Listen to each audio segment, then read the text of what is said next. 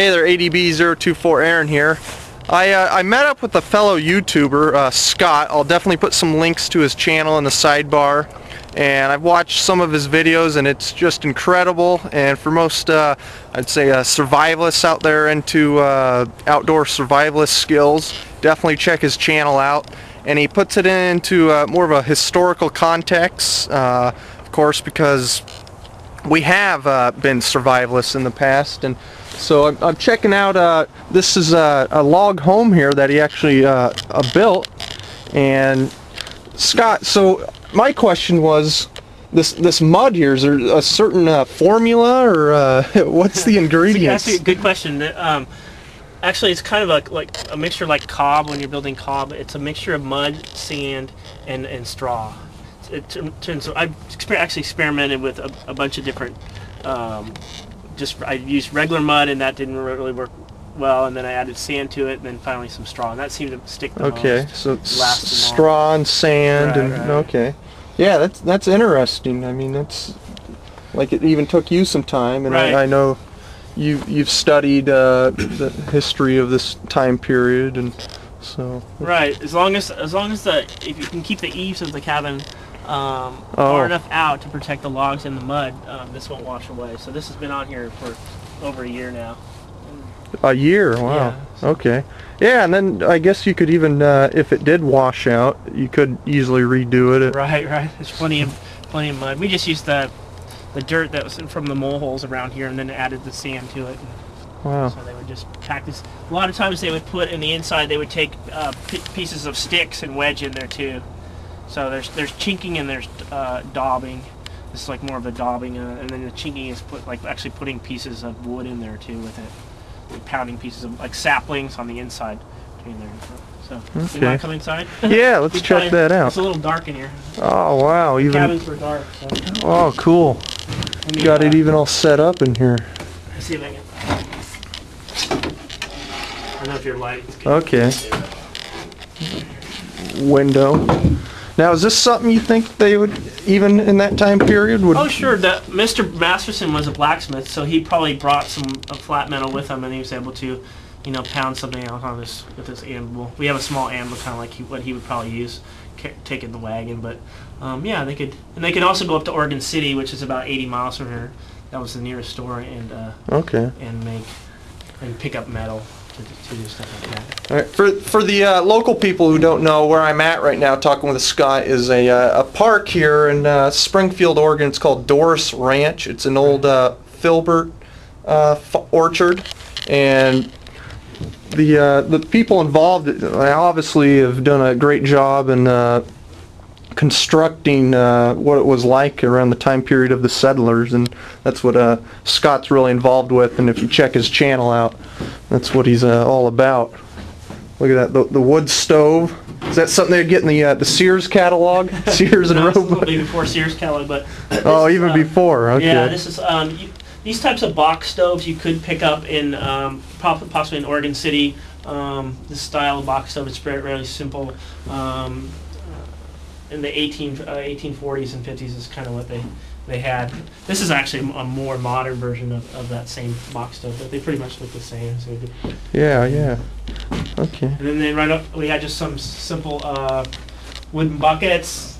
Wooden buckets, wow. And metal buckets, and ironware for if you're going to boil water out on the campfire outside the cabin. There's some stuff for that.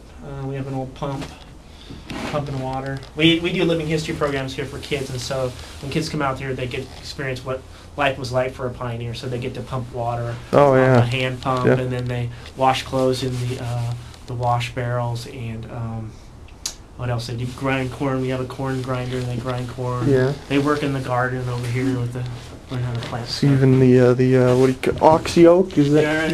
Yeah. Well, this is for carrying water. Oh, okay, that's a human. But yeah, based on I got you. All right. Hey. So you hook a bucket on here. Yeah. You want to grab 2 buckets? There's 2 buckets in here. Like that, even that padlock. Goes on there.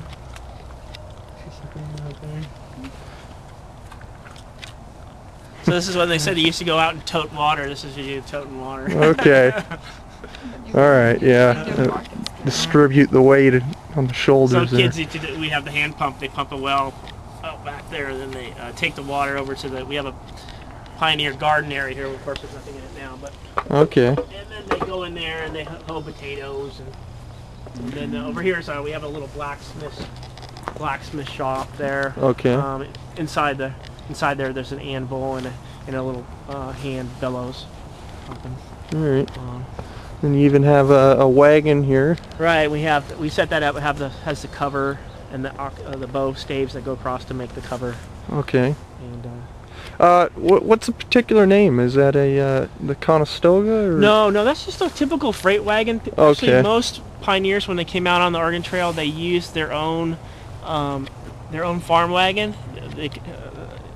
Okay, so that's just a typical small farm wagon. Yeah, most of the people that came out here were your average middle class. They weren't the lower class people that came out, but that middle class, because they had to actually have a little bit of money to buy all the gear that you needed to come out, and then they would load it all into the wagon, and then you usually just take a farm wagon, which was what they wanted is a well-seasoned wagon, which is one they've already used for several years, and this is kind of like a small freight wagon. All right. Now, and this is kind of set up in, this is about 1851, is it? Right. Just what we have here is a combination of the Masterson family. They came here and then they lived here for a couple of years, and then the mill started up just down the road here, and they were able to get milled lumber. So we incorporated some stuff probably from a year or two later where they actually be able to mill some boards, pick up some milled boards and things to add on. Eventually, they pioneers, what they would do is actually start putting clapboard on the side of this to make it more look like a house, like a regular house. Insulated even a little better. Right. So you see, people come along years later and, buy a house and they tear off these clapboards and they find it was an old log cabin before they were there. So. Okay. And then the roof is made from shakes. These are shakes, and then when shakes a little different than a shingle, and you would hand split your shakes out of a round of cedar using a froe and mallet, and we have some tools like that in the blacksmith shop that they use. Okay. And so this is living history. Kids come out here and try to recreate what the time was like back then. We dress up. We go in. Okay, even go into. All right. And awesome. We pretend we're the people from back then.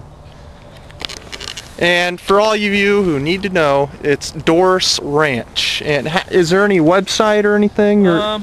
Yeah, it's you can go under willamlane.org, WILLAMALANE.org. Okay. And you could it's one of the parks that's part of the Willamette Lane Park system. Okay. So, all right. And I'll put some links to Scott's YouTube page, of course, and check that out. It's great.